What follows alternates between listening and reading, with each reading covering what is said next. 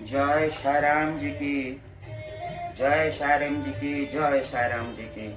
आज हम वही महाप्रभु जिसको संत बोलते हैं, जिसको फकीर बोलते हैं, जिसी को राजा दी राजा सच्चिदानंद सदगुरु बोलते हैं, आज मैं वही महान शिरडी साईं बाबा का बारे में मैं बोलूँगा। और उनके जो प्रेरणा मुझे मिला है, मेरा अनुभूति में आपको इसी माध्यम से बताऊंगा, वो चमत्कार में बताऊंगा। उनके हर मेरे शरीर में, उनका कोन कोन में, रोम रोम में कैसे मेरे को वो आश्चर्य चमत्कार हुई, मैं आप लोग को सब इसी माध्यम से बताऊंगा। आपको तो पता होगा, अहमदाबाद नगर का, महाराष्ट्र का एक जिला में, जहां प्रभु जी की आविर्भाव हुई थी, लेकिन आज तक उनको कहां से, किसी गांव से जन्म हुआ वो कथन तो पता ही नहीं है। लेकिन ये विश्वास है 1838 में प्रभु जी की आविर्भाव उसी गांव में हुई थी, जो गांव का नाम था अहमदाबाद डिस्ट्रिक्ट में एक छोटा सा गांव। और जिस गांव में बाबा फकीर के रूप में, एक छोटा बच्चा का रूप में आए थे और एक नीम की पेड़ के नीचे बैठ गए थे। और इसको तो सबको पता होगा कि उनकी जो देहांत हुई वो 1918 विजयादशमी 15 अक्टूबर को हुई थी। और उनको पहले से आभास हो गया था कि मैं उसी दिन देहांत होगा मेरा। उनकी जो चमत्कारी है, और उस जगह में जहां नीम का पेड़ के पास जहां बैठते थे, अचानक वो 3 साल कहीं डिसअपियर हो गए। और फिर 3 साल के बाद जब आए, बाबा वहीं पे परमानेंटली रह गए। और उनको शाही मतलब गौड़ के नाम पे पुकारा जाता है। वो संत है, वो फकीर है, वो सब धर्म का मानते हैं। उनकी कहना है, उनकी बहुत बड़ा बात है कि प्रभु जी बोलते हैं, साईं जी बोलते हैं, अल्लाह मलिक, गॉड इज मास्टर। श्रद्धा सबूरी, क्या श्रद्धा है ये। और दूसरा बोलते हैं सबूरी क्या है। और तीसरा इन्होंने बोलता है सबका मालिक एक है। वो जोगीराज है, वो सच्चिदानंद है, वो साईनाथ है, वो परम ब्रह्म है, वो फकीर है, वो संत है, वो अवतार है, भगवान भेजा हुआ कलियुग का एक अवतार है। सब वो बोलते हैं कि श्रद्धा सबूरी, ये मंत्र लेके चलिए। क्या श्रद्धा? स्नेह, ममता, प्रेम, भाईचारा, एकता। इंसान होता है, कोई हिंदू, मुसलमान, सिख, ईसाई नहीं होता है। हम सिर्फ नामकरण करते हैं, वो प्रेम भावना में चलिए। पुकारने का उच्चारण खाली बदल जाता है। भाईचारा रखो, प्रेम रखो, आनंद रखो, मान रखो, संस्कार रखो, समृद्धि रखो, विकास रखो, प्रगति करो, दूसरों को मदद करो, दूसरों को दान करो, धर्म करो, कर्म करो, नियत करो, डिवोशन करो, डिटर्मिनेशन करो, डेडिकेशन करो। ये है श्रद्धा का अर्थ। एक हाथ में श्रद्धा, दूसरा हाथ में सबूरी। ये सबूरी क्या है? कोई भी काम मन को काबू रखो, मन को नियंत्रण में रखो, शांत रखो, पेशेंस रखो, धैर्य रखो, धैर्य रखो। अपना तकदीर को जितनी आप काबू में रख सकते हैं उसको रखो। किसी से आड़ामेंट नहीं करना, आरोगेंसी नहीं करना, अनसेफ बिहेवियर नहीं करना, किसी को अंडर एस्टिमेट नहीं करना, छोटा बड़ा नहीं समझना। ये है सबूरी। ये जो श्रद्धा सबूरी की मंत्र लेके प्रभु जी कोने कोने में सारा विश्व में उनकी प्रचार आज हो रहा है। वो प्रभु संत, वो फकीर, वो ऐसा है कि बाबा है, चमत्कारी बाबा, जो नीम का पत्ता को जो मीठा बना दिया था और रामनवमी के दिन दिया में जब उनको दिया का तेल नहीं मिला, वो पानी में सारिया दिया को जलाने शुरू कर दिया। ये चमत्कारी संत, ये फकीर, ये बाबा, ये राजगुरु, ये सच्चिदानंद, ये संत, ये फकीर की जो महिमा क्या बोलो। जो जगह में उन्होंने बैठे हैं वो एक मस्जिद था और वो मस्जिद को द्वारिका मई के नाम पे उनको प्रचारित कर दिया और द्वारिका मई का नाम पे आज वो सब कोई जानते हैं। और कहावत है, प्रभु बोलते हैं हमेशा, मैं केवल भगवान का दास हूं, मैं केवल भगवान का दास हूं और भगवान का बिना अनुमति में मैं कुछ भी नहीं कर सकता हूं, मैं कुछ भी नहीं कर सकता हूं। ये उनकी जो कहावत है कि मैं केवल भगवान को विचार, भगवान का धर्म, भगवान का अनुमति से मैं आगे चलता हूं। और मैं आप लोग को सबको बोलता हूं, भगवान को पुरस्कार करो, भगवान को प्रार्थना करो, भगवान का शरण में जाओ। ये भगवान ही आपको रोशनी देंगे, रास्ता देंगे, आशीर्वाद देंगे, धैर्य देंगे, सबूरी देंगे।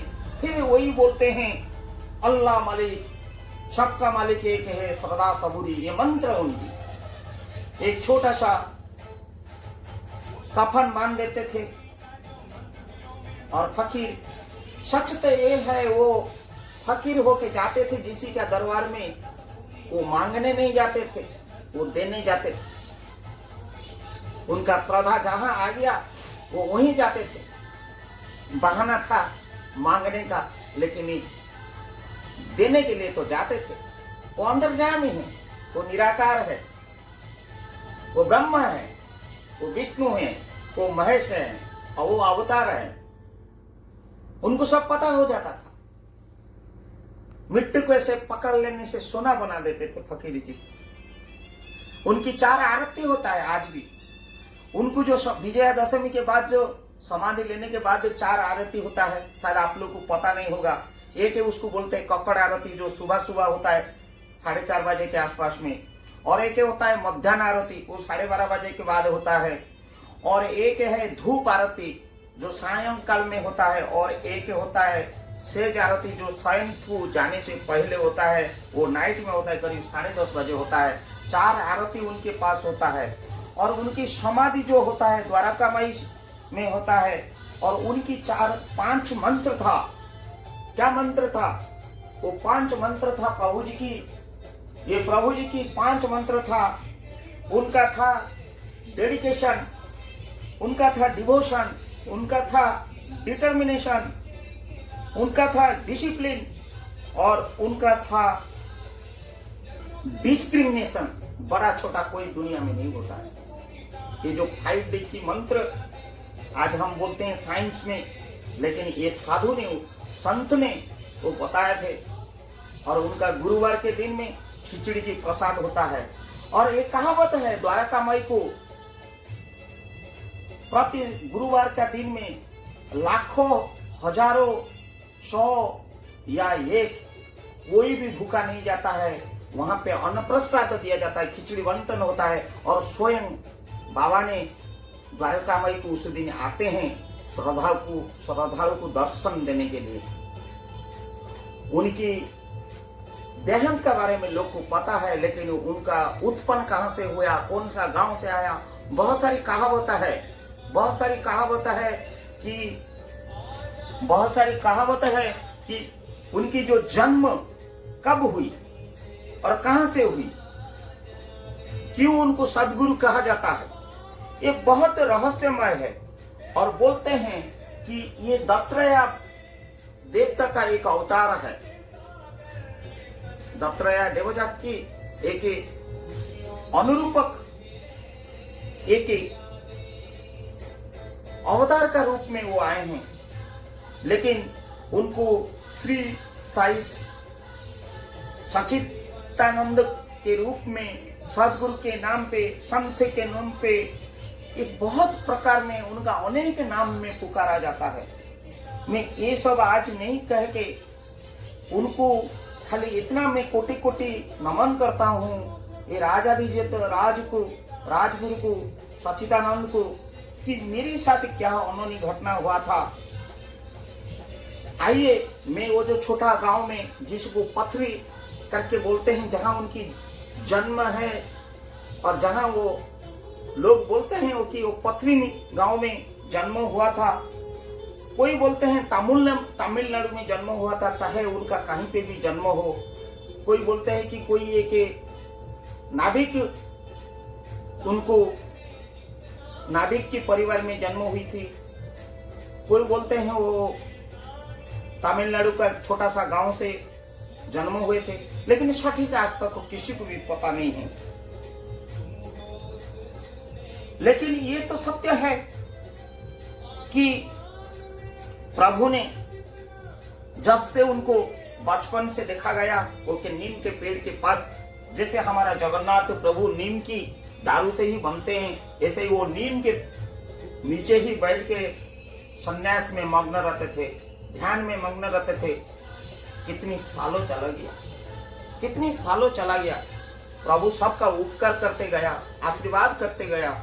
मेरे साथ जो हुआ कहानी मैं अगर नहीं भी बोलूंगा, आप लोगों का माध्यम पे दूसरों लोग को ये कहानी पता नहीं चलेगा।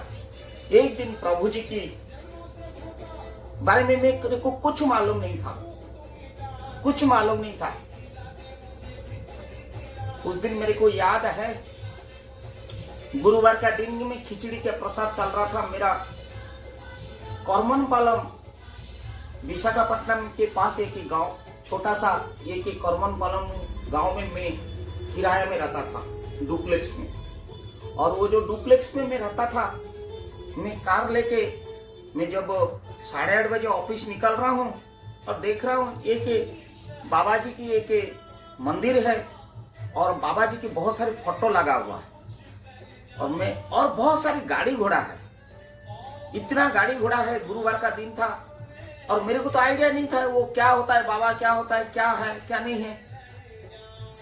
तो वो ऐसे करके वो बाबा का चिन्ह था, जैसे प्रभु जी की ऐसे ही थे, बहुत सारी चित्र विचित्र। और मेरा गाड़ी जाने के लिए रास्ता ही नहीं था। मैं एक आदमी को बोला कि एक भाई क्या हो रहा है, नहीं आपको पता नहीं है आज बाबा का दिन है, दरबार खुला है, आओ खिचड़ी खा के जाओ। बोला क्या बाबा? तो बोले कि अरे साईं बाबा। अरे कौन सा साईं बाबा होता है यार, हमको तो पता ही नहीं है। तो उसके बाद मैं बोला कि यार बाद में आऊंगा करके मैं वो आदमी को बोला थोड़ा गाड़ी तुम सरका दो, मैं निकल जाऊंगा मैं कार लेके।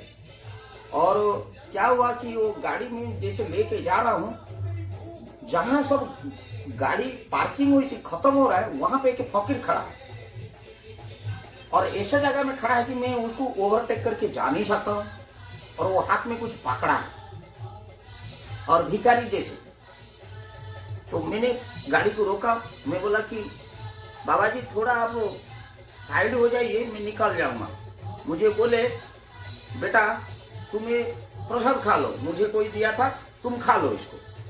मैं बोले कि नहीं बाबा मैं खाना खा के आया हूँ और मैं ड्यूटी जा रहा हूँ ना। ठीक है तुम ड्यूटी जा रहा है, थोड़ा देर यहीं पे 2 मिनट रुक जाओ क्योंकि आगे तुझे विपत्ति है। मैं बोले कि बाबा मेरे को क्या विपत्ति होगा, अभी तो रोड ठीक ठाक है, 9 बजे भीड़ हो जाएगा और अभी मैं जल्दी चला जाऊंगा। नहीं तुम बहुत जल्दी में हो, इसीलिए मैं तेरे को रोक रहा हूँ, तो इसको खाओ। वो साईनाथ थे, वो स्वयं नारायण थे, वो भगवान थे, वो अवतार थे, दत्तात्रेय जी थे। मैं उनका बात नहीं मान रहा था। मैंने भाई बाबा मैं निकलता हूँ, ससम्मान के साथ मैं निकल गया और उनका प्रसाद नहीं लिया। और मैं जहाँ देख रहा हूँ करमनपालम में, मैंने जिस राष्ट्रीय इस्पात निगम लिमिटेड रोड को जाने क्या और करमनपालम का इस तरह का जो गोल चक्कर है, वो गोल चक्कर के पास मैं गाड़ी लेके जा रहा हूँ, एक ट्रक आया, मुझे मार के उड़ा देता था। जस्ट मैं थोड़ा सा अगर ब्रेक नहीं मारता था, वो मेरा तुरंत एक्सीडेंट हो जाता था। और जैसे ट्रक पार हो गया, मैं तो सोचा मेरा गाड़ी एक्सीडेंट हो गया, लेकिन ऐसा कुछ भी नहीं हुआ था। लेकिन जैसे पार कर रहा हूँ, वो फकीर बाबा फिर खड़ा है, बोल रहा है बेटा मैं बोला था ना तुझे, थोड़ा रुक जाते से गाड़ी पार हो जाता था, तुम क्यों हड़बड़ करते हो, लो अभी तो खा लो। मैंने बाबा का हाथ में लिया और बाबा का हाथ में पानी नहीं था, बोतल नहीं था, लेकिन खाली इतना ही था। लेकिन तुरंत उनका ये झूला में हाथ नहीं मार के एक हाथ में अचानक पानी बोतल आ रहा है, बोले पियो पियो। और मेरी मुंडी में ऐसे हाथ मारे, मेरे को मुंडी में जैसे हाथ मारे, मेरे शरीर पूरा कंपने लगा, हिलने लगा, रोम रोम होने लगा। मैं बोला कि क्या हो रहा है, मैं कुछ समझ नहीं पाया। मुझे एक आत्मसंतुष्टि मिल रहा है, मुझे एक आनंद मिल रहा है, मुझे एक निरानंद, मैं कौन सा दुनिया को चला गया मुझे कुछ ही पता नहीं चल रहा है। मेरे मन में पूरा पवित्र होने लगा है। तो मैंने जैसे खाया, वो प्रसाद खत्म ही नहीं हो रहा, मैं खाते जा रहा हूँ, वो प्रसाद खत्म ही नहीं हो रहा है। मैं बोला बाबा वो प्रसाद खत्म ही नहीं हो रहा है आप, तो बोले खाओ खाओ और जितना बचेगा तुम रख लो, फेंकना नहीं। लेकिन इसको मैं फिर लेके घर तक गया, आप लोग को आश्चर्य होगा, मैं जितना खाया उतना ही फिर था। घर में फिर खोल के देखा तो फिर वो जो पानी का बोतल को मैं लेके गया, और जब पानी का बोतल में पी लिया था, थोड़ा सा था, वो पानी बोतल पूरा भरल था। मैं घर में जाके जैसे मैंने बताया सब मेरा परिवार लोग को, उन लोग को आश्चर्य हो गए और विश्वास नहीं किए। तो फिर हम शाम को 5:30 बजे जब आरती में आए, हम पूरा वो जो नहीं मानते थे कि ये बाबा कौन है, कहाँ है, जहां से वो पार्किंग हुआ था, हम आके लम के जब सो गए, पूरा एकदम साष्टांग प्रणिपात किए। और जब उड़ता हूँ, मेरे पीछे देखता हूँ खड़ा हो के बाबा खड़ा है, कोई बाबा खड़े हैं। मैं बोला बाबा आप हो? नहीं मैं अंतर्जामी हूँ कहे। और फकीर के अंदर में कहा अदृश्य हो गए, मेरे कुछ पता ही नहीं चला। बोले कि भगवान तुझे भला करे, इतना बोले। मैं तेरे साथ हूँ और आज मैं उनको गाला में लेके चल रहा हूँ, उनकी धारण करके चल रहा हूँ। ये एक मिराकल था। और ऐसे ही मेरी वो जगह से जब स्थानांतरण हुआ, मैं जैसे छत्तीसगढ़ को आया, छत्तीसगढ़ को आने के अंदर में मेरे को आज भी याद है, मैं दुर्ग एक्सप्रेस में आ रहा था, पूरी दुर्ग एक्सप्रेस में मैं निकल रहा था और मैं एक छोटा जमीन खरीदी करने के लिए गया था कि ये जमीन कैसे करे। मेरे पास थोड़ा बहुत पैसा था, पैसा का इकट्ठा नहीं कर पाता था। मेरे को 2-2.5 लाख का मेरे पास था और जमीन का कॉस्ट 6-7 लाख होगा। ये 2002 का बात, 2008 का, 2002-2003 का बात था। तो मैं बाबा का नाम लिया, हे बाबा ये कैसे होगा, ये तो डिस्प्यूट लैंड है, कैसे सब समाधान होगा। और छोटा सा घर मेरे को बनाना ही है, मेरे पास तो कुछ भी नहीं है, तो प्रभु कुछ रास्ता दिखा। मैं जब घर को गया तो एक आदमी आके मेरे को बोल रहा है, अरे आपका ना वो जमीन मैंने जो लिया था लीज में, वो पैसा मैंने नहीं दिया था और आज आप ले लीजिए और आपका कुछ काम होगा और बहुत दिन लेट हो गया, इसलिए भैया माफ करना। मेरे को अचानक आश्चर्य हो रहा है कि वो पैसा मेरे को मिला। वो कितना सालों से वो पैसा नहीं दिया था, जो जमीन के हमारा लीज में लेके खेती किसानी कर रहा है, वो ला के दिया। थोड़ा बहुत वहां से मिल गया और हमारा परिवार का ओर से थोड़ा बहुत हो गया। हमको पता ही नहीं चला, हमने जमीन तो खरीदी कर लिया। जमीन खरीदी करके हम दुर्ग एक्सप्रेस में जा रहा है, बैठ के सुबह बहुत सारी पैसेंजर है और मैं सेकंड स्लीपर में बंधुगण बैठा था। जैसे बैठा था, जैसे नींद खुला क्योंकि करीब करीब रायपुर होता है वो 7:30 बजे 8:30 बजे के 8:30 के आसपास में 7:30 8:30 के आसपास में वो रायपुर का आसपास जैसे हुआ तो एक बाबा जैसे एक फकीर और बेहस में पूरा मांग मांग के भीख आ रहा, कोई दे नहीं रहा है, सब तो सोए रहे, सुबह सुबह का था। तो मैं उठ गया, मेरे को बोले कि दो बाबू दो, मेरे पास 20 रुपया में निकला और ऐसे दे दिया। और उस समय जैसे वो बाकी अड़ोस पड़ोस सब उठ गए थे, अगल बगल वाला सेकंड स्लीपर में तो आपको पता होगा मिडिल ब्रथ होता है, अपर ब्रथ होता है, साइड होता है, साइड अपर होता है, सब उठ गए थे। तो उठ के देख रहे थे तो फिर बोले कि यार बेटा तेरे जेब में और पैसा है, तुम निकालो। मैं फिर 50 रुपया निकाल कर दिया। फिर बोले कि बेटा क्यों कंजूसी कर रहा है, तेरे पास और भी पैसा है, दो मुझे। तो फिर मैंने 100 दिया। फिर ये लोग सब हंस रहे थे, तो बोले कि यार ये कुछ हिप्नोटिज्म कर दिया, कुछ जादू टोना वाला आ गया, ये उसको पैसा लूट के जाएगा। फिर बोला कि यार बेटा देखे तेरा अट्टा जी में बहुत पैसा है, तुम इतना छोटा छोटा पैसा क्यों दे रहा है, तुम वो 500 दो। मैंने फिर 500 निकल के 500 दिया। फिर 1000 रुपया वाला नोट चल रहा था, उसमें 1000 नोट, बोला कि तेरे बेटा दो। देने के बाद मैंने देखा मेरे पास जितना पैसा पत्र है मैं सब दे चुका हूँ और मेरे पास सिर्फ थोड़ा बहुत चिल्लर पैसा पड़ा हुआ। मैं बोला बाबा और नहीं है मेरे पास, थोड़ा बहुत पड़ा हुआ। तो ये लोग जितनी मेरी बैठे थे वो कंपार्टमेंट में, वो हंसने लगे और बोले गया ना, लूट के लेके चला गया ना, क्या मिला यार, उतना पैसा हम लोग को चाय पानी पिला देते थे। हे बंधुगण श्रोतागण, जो मेरा जीवन का जो मिराकिल मैं बता रहा हूँ, ये कोई कहानी नहीं है, ये सत्य मेरे साथ घटा हुआ है। मैं स्वयं उसको आजमाया हूँ, मैं आज आपको बयान कर रहा हूँ। ये प्रभु जी की महान लीला से एक लीला मेरे साथ चमत्कारी जो हुई मैं बता रहा हूँ। आइए आगे क्या हुआ। मैंने जैसे पैसा पत्र लेके गए, मैं बोले हे प्रभु मैं तो ऐसे ही कल भिखारी था, आप ही अरेंज कर दिए थे और आपका ही ये शायद साक्षात दर्शन हो रहा है, सुबह सुबह मुझे ऐसा अनुभव हो रहा है प्रभु, मुझे अनुभव हो रहा है। और प्रभु वो जगह में छोटा सा घर कैसे बनाऊंगा, उसका व्यवस्था कुछ कर दीजिए ना प्रभु। और मेरे पास तो पैसा नहीं है, मैं फिर इतना दूर कैसे भी ऑटो में जाऊंगा। अच्छा चलो कोई बात नहीं है, वो बाबा कुछ करेंगे नहीं तो पैदल 5 किलोमीटर चला जाएंगे, और क्या है, चिल्लर पैसा में क्या होगा, 5-10 रुपया तो पड़ा था। और मुझे ऑटो भाड़ा चाहिए करीब 50 रुपया से 100 रुपये के आसपास में, डिपेंड करता है ऑटो वाला कितना लेगा। तो उसके बाद क्या होगा, आप लोग को हंसी आएगा। हम जब कि भिलाई पावर हाउस करके एक छोटा सा स्टेशन है, मतलब वो दुर्ग स्टेशन, पहले हम जब उतर रहे हैं, वो पर्टिकुलर जो मेरे से पैसा लिए थे वो बाबा खड़ा है। जब खड़ा है मैं बोला बाबा आप तो ट्रेन में आते थे, और वो भी रायपुर से पहले वाला स्टेशन में। बाबा मैं तो अभी उतर रहा हूँ, ट्रेन अभी आया, आपके कब कौन सा गाड़ी से आके पहुंचा। मृदु हंस के बोले बेटा तेरे पास पैसा नहीं है ना ऑटो के लिए। मैं बोला नहीं बाबा, आपको कैसे पता चला, ना आओ ना ऑटो में बैठो, मैं भी उधर ही जा रहा हूँ, तुम जाओगे ना सेक्टर 10 तरफ। मैं बोला हाँ बाबा।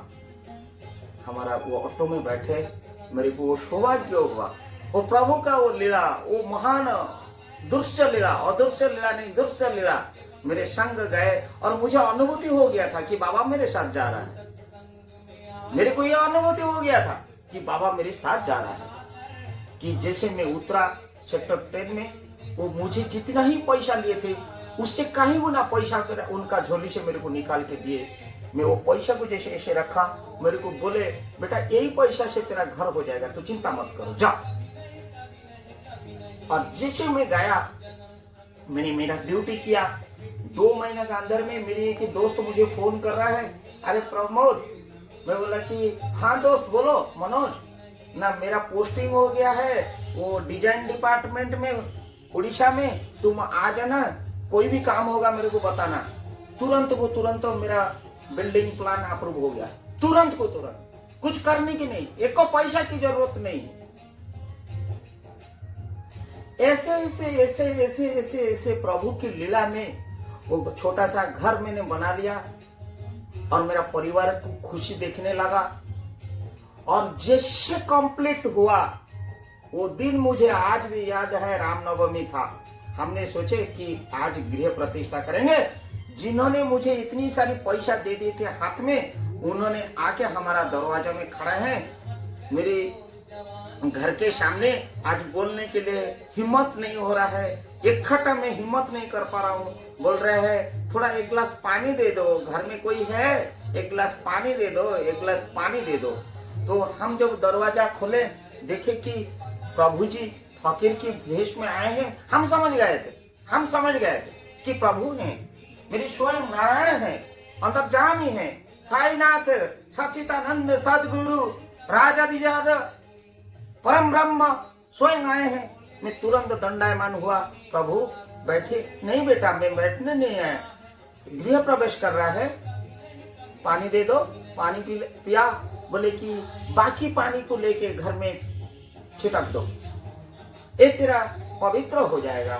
हे प्रभु, मैंने जैसे उनको पानी रखा, मैं घर में सब लोग को बोला, बच्चे लोग को बोला, परिवार लोग को बोला कि ये प्रभु का सब लोग उनके सानिध्य किए। और जब बोले कि सब घर में रहो, मैं जा रहा हूँ, हम बोले प्रभु कुछ जलपान, नहीं, कुछ आवश्यकता नहीं है, मैं आया था, कुछ इधर काम था। जैसे गए कहीं अदृश्य हो गए। और आज प्रभु का वो घर का आशीर्वाद से मेरी बच्चे लोग सब प्रोफेशनल होते जा रहा है और मुझे कोई कमी नहीं हो रहा है, और घर में कभी खाने का कमी नहीं हो रहा है। कहीं ना कहीं भगवान की आशीर्वाद बना है और प्रभु को शरणागमी हम लोग पूरा परिवार है।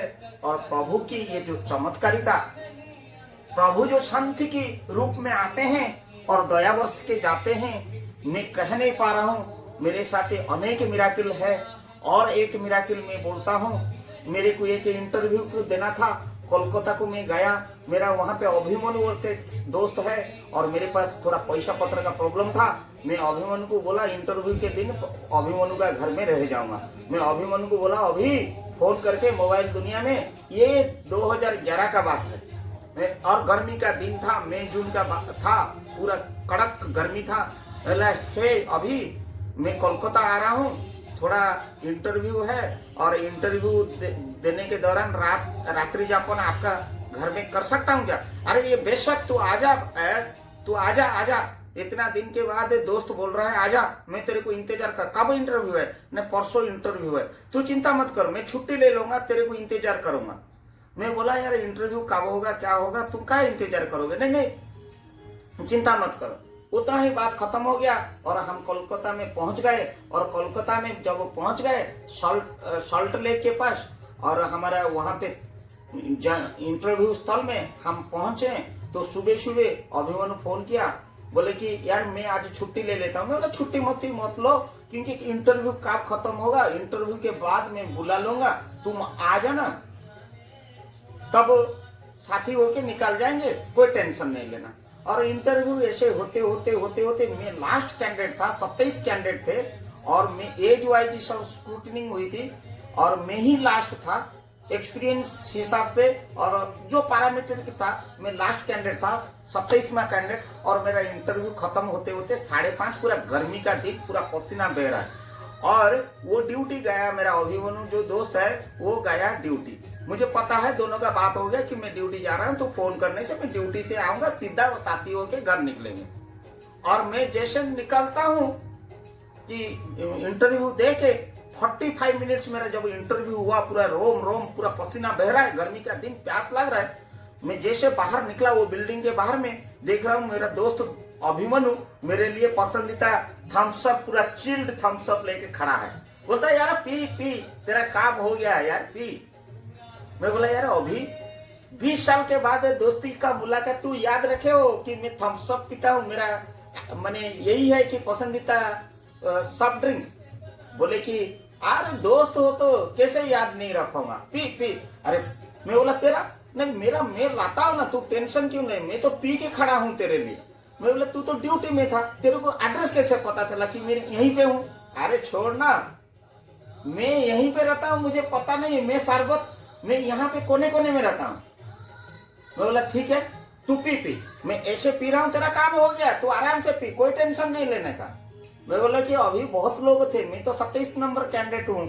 अरे तू पी ना यार, तेरा काम हो गया, तू पी। मैं ऐसे पी रहा था, मुंह को ले रहा हूँ कोल्ड ड्रिंक्स पीने के लिए। बोल रहा है कि प्रमोद तुम यहीं पे खड़े रहो। मैं तुरंत गया, यूं आया, क्योंकि उसका पैसा मुझे देना है, दुकान वाला का मैं नहीं दिया हूँ, तो मैं दे के आता हूँ। जैसे मैं पी रहा हूँ और वो जैसे पैसा देने के लिए गया, अचानक मेरा घंटी बाजने लगा। हेलो प्रमोद, तुम कहाँ हो? मैं बोला कि कौन? ना अभी बोल रहा हूँ। बोला अभी तुम तो मेरे को कोल्ड ड्रिंक्स दे रहा है, मैं पी रहा है। अरे मैं ऑफिस से निकला नहीं यार, क्या बात कर रहा है?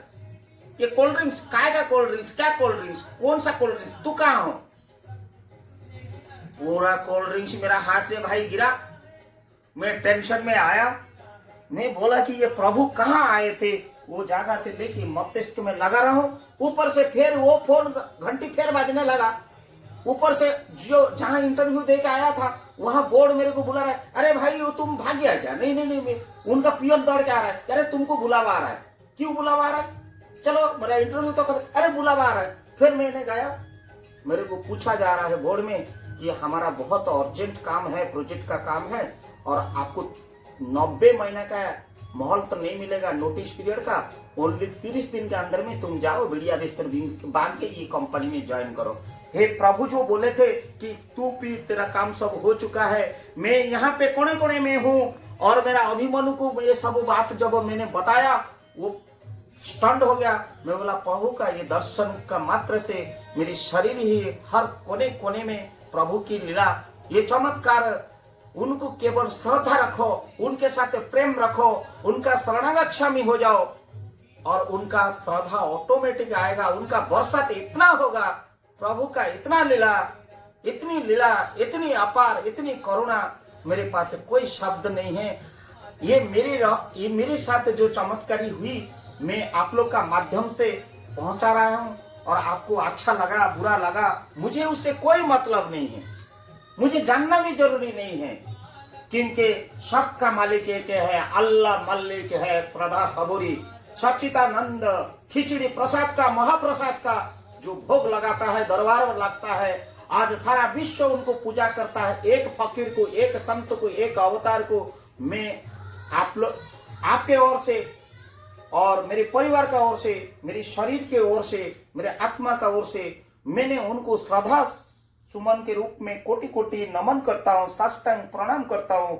हे सच्चिदानंद सदगुरु साईनाथ, मेरे परिवार को, मेरे जनता को, मेरे जनवासी को, मेरे साथी लोग को, मेरा बंधु बांधव कुटुंब को, वसुंधव कुटुंबम को, जितनी भी ये संसार में पशु पक्षी कोने कोने में संसार में रहते हैं, उनको हे प्रभु निराकार आप आदर्श दीजिए, आशीर्वाद दीजिए, रास्ता दिखाइए, उनका गलती को माफ करके जैसे मेरे प्रति दया रखे हैं, प्रभु सबके प्रति दया रखिए। मैं आपको विनती करता हूँ, आपको नमन करता हूँ प्रभु, नमन करता हूँ प्रभु, नमन करता हूँ।